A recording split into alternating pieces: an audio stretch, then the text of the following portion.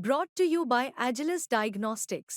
Health test की बात आती है तो मैं भरोसा करता हूँ India largest diagnostics company Agilus diagnostics. खुद को टेस्ट करते रहो। आपकी जवानी का क्या राज है कि अभी भी आप उसी उत्साह से, उसी लगन से अभी भी अपना एक तरह से एक जो मैजिक है वो लोगों के सामने रखते? क्या है, व्हाट इज द सीक्रेट? देखिए, इसका कोई फार्मूला तो है नहीं। फार्मूला अगर होता तो मैं हकीमों की तरह पुड़ियां बना के बेचता। हाँ, ये लीजिए जवानी की दवाइयां हैं, ये लेके जाइए।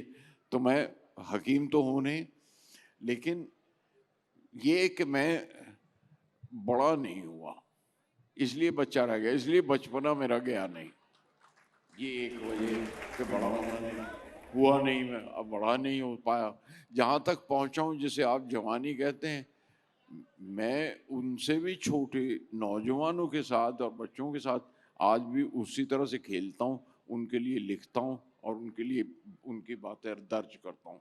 मेरा ख्याल है आप वाकिफ़ हैं कि मैं पिछले साल में कहिए सन 2023 में 14 कविताओं की किताबें मैंने एक तारा के साथ बच्चों के लिए लिखी हैं। 14 के लिए 14 किताबें। तो आप जब तक बच्चों के साथ इंडल्ज नहीं करें, बच्चों के साथ खेलें नहीं, और वो फार्मूले से नहीं होता।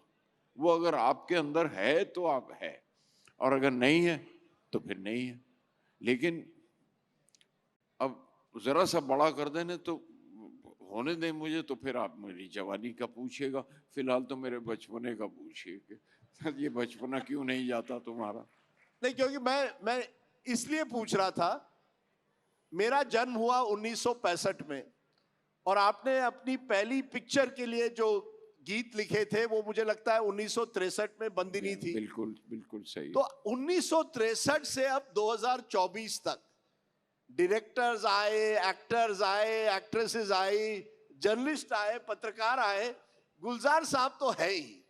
तो कुछ तो होगा कि 60 साल में वही उत्साह आप में है।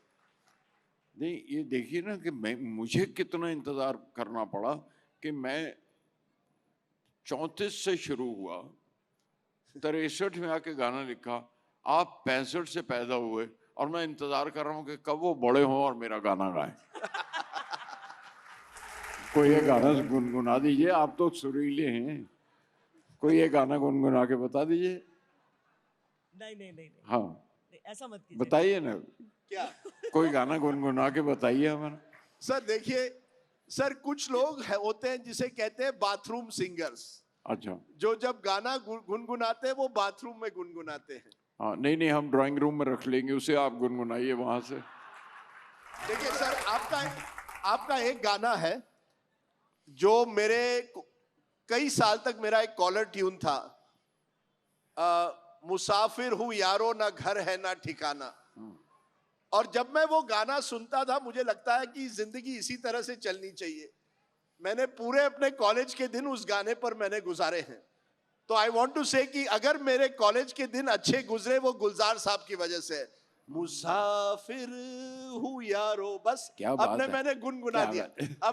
अब आप और मत कहिए, तो उस गाने को मैं कहीं ना कहीं लोग उस गाने को भूल जाएंगे। चलिए, मैं एक बात और आपसे कह दूं, एक बात और बता दूं कि आपने गुनगुनाया बहुत अच्छा किया, और सुर में, और मतलब वो पंचम का नोट आराम से नहीं लगता जो पंचम ने जिसने कंपोज किया है।